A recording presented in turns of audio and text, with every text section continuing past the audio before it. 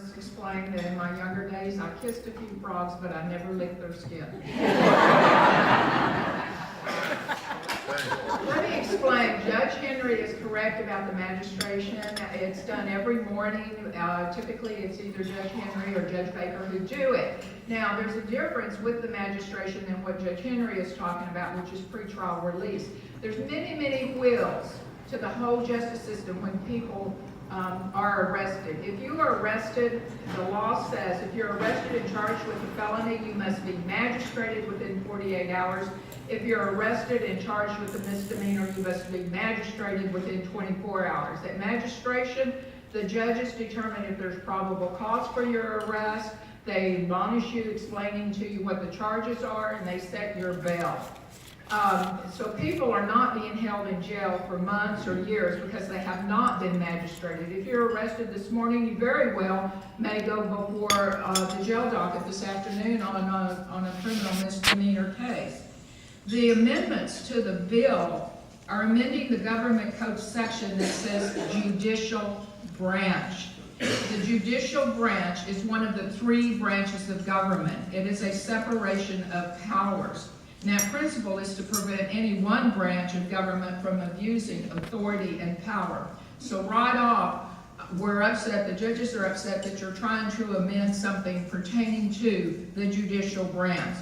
The proposed bill appoints either attorneys or those who have previously served as JPs to be a magistrate. So previous JPs, such as Tony Randall, Mike Nelson, Peter Banning, all very, very good people, could be appointed as a magistrate, but so could attorneys. Now, what attorneys are you going to appoint to magistrate and set bail and determine if there's probable cause for the arrest? It's not going to be attorneys doing civil law.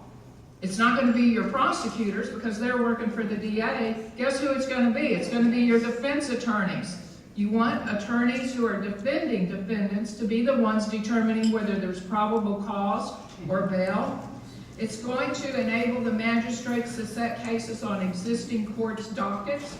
There are 254 counties in Texas, and only 2 of the 254 counties have adopted this constitutionally suspect procedure. That means that 252 Texas counties understand the appointment and the supervision of magistrates is a judicial function. The 2 counties, Burnett and Brazoria, are rural counties with large geographic areas. Brazoria County has never appointed a magistrate under this provision. Why these 2 counties chose to have their county commissioners do the appointment instead of the district judges and the court judges is open to questions. Perhaps they weren't as astute to what their commissioners were proposing for legislation. Perhaps they're just not active and concerned about losing their judicial power. Whatever the reasons are, those 2 counties don't apply to Galveston County. We currently have 33 magistrates in this county. And as far as I know, all of these magistrates are willing to fulfill their obligation and assist if more magistrates are needed. If someone needs to be appointed as a magistrate in addition to the 33 that we currently have, commissioners just need to ask us and say we need an appointment. My question to commissioners is, in this bill, instead of saying commissioners court appoints the magistrates, why didn't the commissioners court say the district and county court judges appoint the magistrate? Why are they taking that role from us? Commissioners most assuredly should not be trying to have legislation passed without input from judges on this very important piece of the judicial system. These matters clearly fall within the judicial branch. Or is the ultimate goal to replace all 3 magistrates with hand-picked attorneys and previous JPs? That cost, if you really paid 33 magistrates, is going to be well over $1.3 million a year with no increased revenue stream. Regarding the proposed amendment and whatever perceived need the commissioners think justifies it, we were not consulted. The judges were not consulted on this. It is blatantly honest to me that the commissioners do not want the judges elected by the people to have a say-so over the magistrate process of these criminal cases. I'm not talking about the pretrial aspect that Mark Henry spoke about a minute ago. I'm only talking about the magistrate place. I think that the way that this is handled just further erodes the relationship between the judiciary and the Commissioners Court. I am speaking with Mark Henry. He's very receptive. We are trying to work through some of that erosion. I don't know if he and I will make progress or not, but we are certainly continuing to try.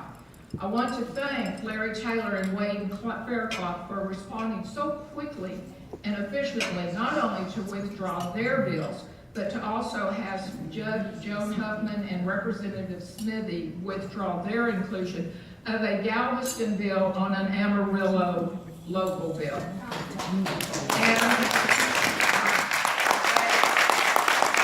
most importantly, I'm out of time, most importantly, I want to thank the women of the Galveston Republic Women. It is only because you became involved in this matter and helped, I believe that you helped stop bad legislation from becoming bad law. Thank you. Thank you, Judge Roberts and Judge Mark Henry.